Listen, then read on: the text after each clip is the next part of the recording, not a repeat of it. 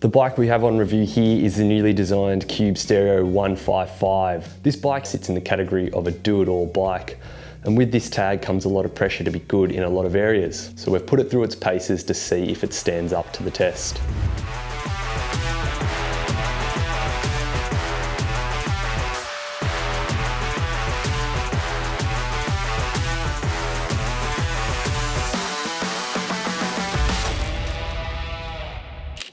Okay, cool. I think I'm good to go. I guess this is the part in the Netflix doc where they come in with the slate.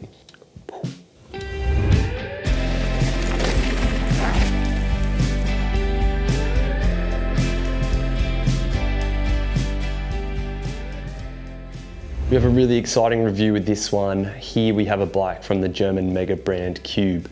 And whilst it's an extremely popular brand in Europe, we don't see a whole lot of them out on the trails in Australia, and this got me really intrigued to see what they have to offer. Now, you can buy Cube bikes through 99 Bikes here in Australia, and this particular model comes in at $7,199.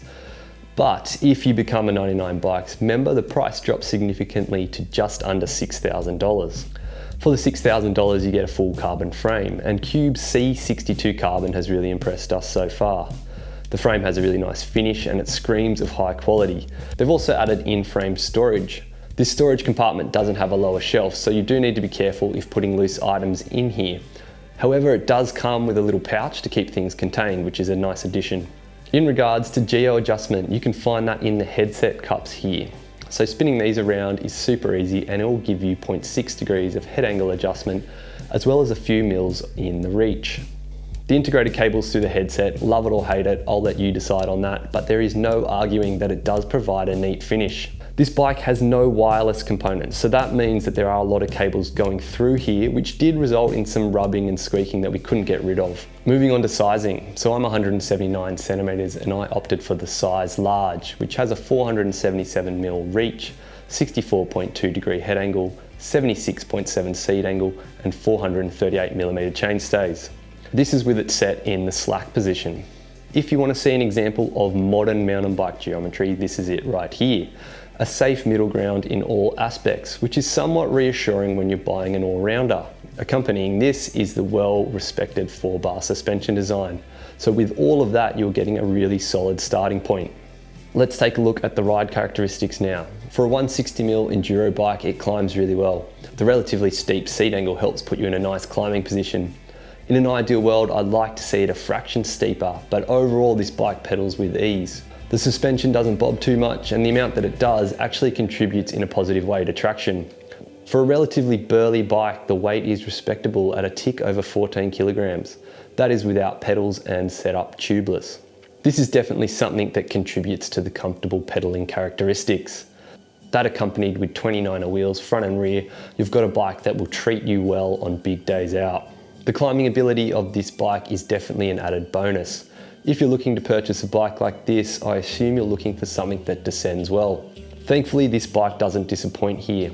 In the slack setting, which is where I enjoyed riding the bike the most, the head angle is at 64.2 degrees, which is slack but not super slack. Another 160mm travel bike I've been riding recently is the Transition Patrol, which has a significantly slacker head angle of 63 degrees.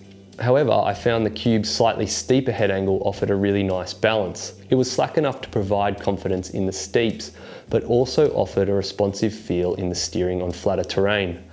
In fact, I found the bike to corner really well. Again, with its sensible chainstay lengths at 438mm, which are not too long and not too short, the bike had a good mix of stability and allowed the rear end to be flicked around when you put effort into doing that.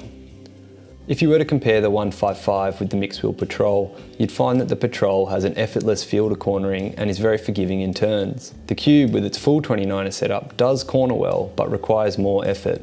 If you don't lean the 155 into corners or accidentally grab some back brake, the bike stands itself up in turns. However, once you do find a committed approach, this bike really does rail through corners. Where the 155 really shines is on classic single track descents. And what I mean by this is where the trail follows the gradient of the hill without too many sharp turns. This bike is fast, actually really fast in these situations. And that is why I think it would be an amazing enduro race bike for Australian conditions where it tends to be a little bit flatter. Taking a look at suspension now, you can see that it's spec'd with Fox's Float X2, the performance model. This shock has previously had a lot of well-known reliability issues. However, Fox has recently stated that these have all been fixed. The feel of the shock on the trail is great and there's no issues here. This model in particular is really easy to set up as it only has low speed compression and rebound. The fork is also from Fox using their 36 Performance Elite. This has the Grip 2 damper, which is found in their higher factory models. This provides max adjustment in both high and low speed compression and rebound.